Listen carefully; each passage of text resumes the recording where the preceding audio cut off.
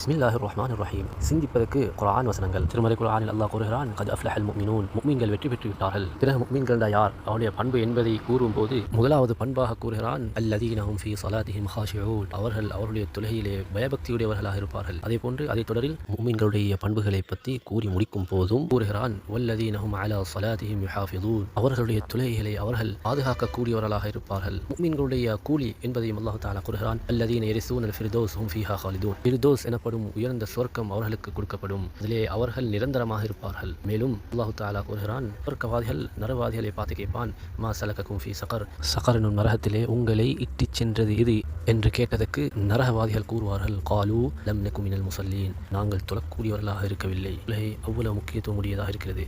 அதே போன்று வெற்றியும் அதிலே தான் இருக்கிறது. எனவே தொழுகையை பேணுதலாக பேணி பாதுகாத்து தொழுது வருவோம். ஃபிர்தௌஸ் எனும் உயர்ந்த சொர்க்கம் கிடைப்பதற்கு அல்லாஹ் தஆலா நம் அனைவருக்கும் அருள் புரிவானாக. ஆமீன் யா ரப்பல் ஆலமீன்.